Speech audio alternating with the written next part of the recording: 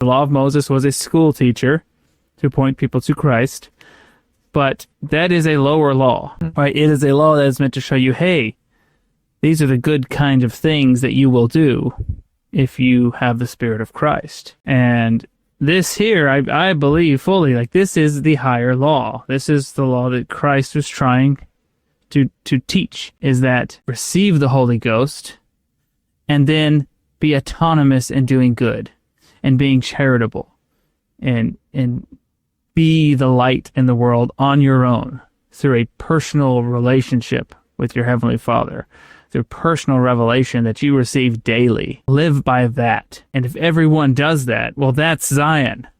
That's what we're trying to build. That's the spiritual Zion that the gospel is intended to produce.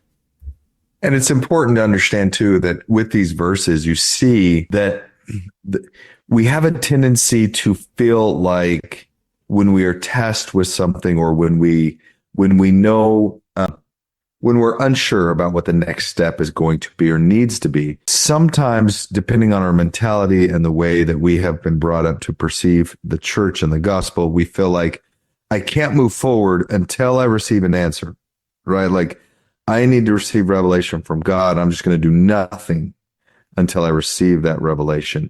And I think what this is actually showing us is you have been given the talents, the abilities, the access and ability to start making decisions, and not to wait around always and wait until you are sure by revelation that the action you're taking is the correct one, but to reason it out with the Lord, and say, look, this is what I'm going to do.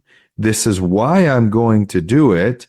And you seek guidance from the Lord, but ultimately He wants you to go and make decisions and execute those decisions. I don't want to say on your own, but as independently as possible. Why? Because sometimes you're not always going to make the best decision. But as we talked about early on, that's okay. It's truly an opportunity for the Lord to help guide and show you and teach you in ways that He simply can't do if you sit there and wait for Him. And so, I mean, this is something I really harp on, is take action. The Lord loves effort, right? Try to be an independent agent. Try to be a son or daughter of God that with all their might, is anxiously engaged, out doing, out participating, out seeking to bless others. And sometimes you don't do it as well as maybe, as well as the Lord could, right? With His perfect knowledge. You're not always going to do everything perfect. Sometimes you'll accidentally rub people the wrong way, or sometimes you'll accidentally say the wrong thing, not meaning to hurt somebody or to be difficult to somebody, probably trying to do it out of the best of intentions, but it just doesn't come out quite right. That's okay. Like, you are seeking to do that which is right, and you're seeking to do it the right way as an agent to act, and not somebody that is always needing to be acted upon. And so this is where, again, I think people can be critical of some of the leaders that maybe they've experienced, whether it's in their bishopric, maybe it's in their state presidency,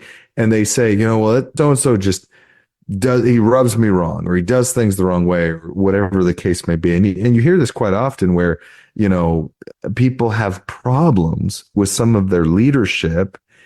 But if they stop and step back and look at it and say, yeah, but is that a person that's willing to go out and to work and to execute and to try to build up the kingdom of God and not have to be commanded in all things?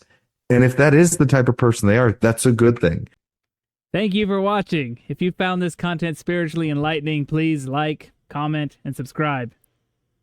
Like the gospel, these little things make all the difference, and it helps the algorithm push out better content for everyone to enjoy on YouTube.